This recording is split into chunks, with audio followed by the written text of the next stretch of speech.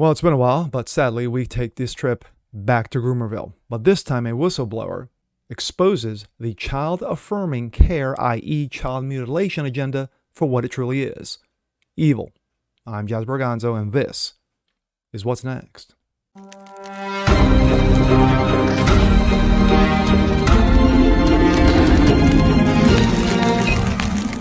Hey, what's up, everyone? Jasper Gonzo here. What's next? Your daily dose. Of course, this is the weekend edition, Super Bowl weekend. Of course, my Eagles are playing the Chiefs, and I'm stoked.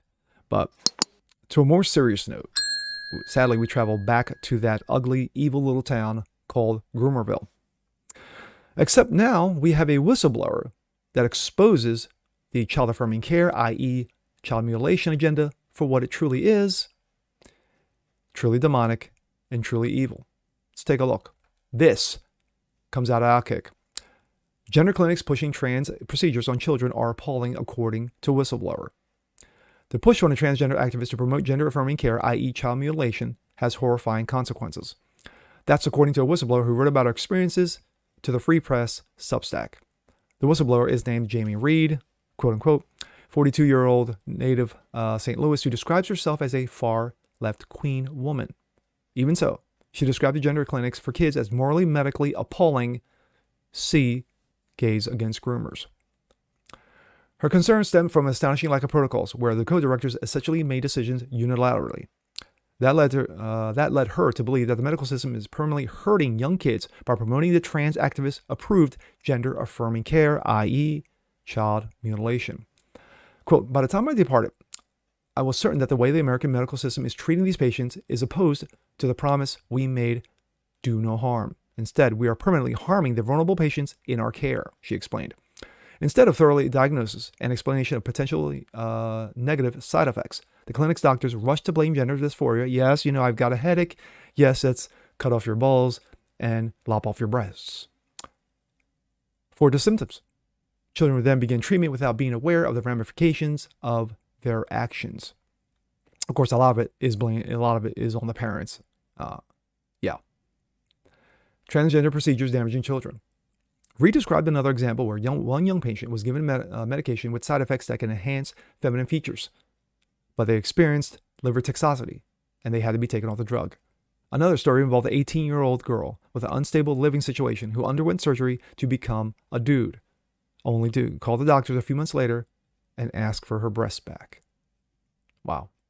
She pointed out the clinic's race to push children down a trans path with no awareness of what their adult lives will turn into.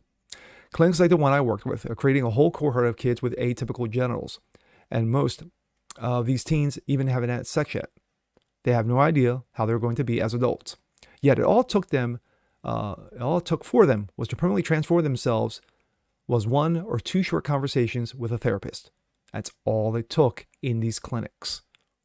Trans issues have become increasingly controversial, especially with athletics. But the story exposes a far more important and concerning aspects and evil activist clinics.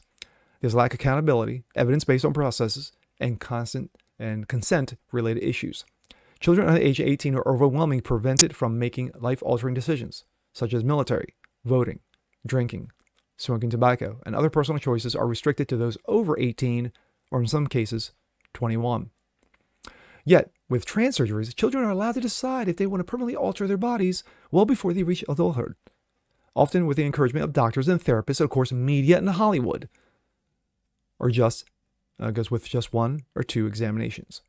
Reed explained that one administrator told her that she should get on board or get out with this process, but no one should be on board with this inexcusable poor process. Unfortunately, thanks to the efforts of activists and politicians, far too many are. My thoughts. This was a quick story, but pretty much explains it. You have someone on the inside, and I'm almost positive there are more, but they're afraid to expose what's going on there for potentially losing their jobs. But this is the cancel culture. This is the woke culture, shall I say, that we live in. It's a dangerous agenda. It's evil. It's demonic. It's satanic. It is vomit-inducing procedures that are applied to these kids, that are done on these kids. And when I make jokes about, cutting Johnny's balls off and lopping Susie's breast off, that's what they're doing. It's exactly what they're doing. Sadly, there are not enough Matt Walshes out there. Sadly, there are not enough Tucker Carlsons out there. Parents, you guys need to step up. And if you have children that are going through this confusion up here, has nothing to do with what's going on down here, get them professional help. Seek professional help. Talk to them. Don't just swat them away. Talk to them, because they are very confused right now, and they will listen to shenanigans and shit like this. And sadly, once those procedures are done and put in place, horrifically, there's no turning back. But whether it's through your church, whether it's through a therapist, whether it's through another third party, get them the mental help that they need. So hopefully this quote unquote phase, and it's no longer a phase because it is pushed through television, through politicians, through Hollywood, through so-called, medical personnel. They're out to destroy your kids, and they don't give two fucks. I'm Jazz Berganzo. This is What's Next. Want to see more just like this? Please leave a comment below. Like it, share it, subscribe to it. And we'll catch you guys next time. Peace.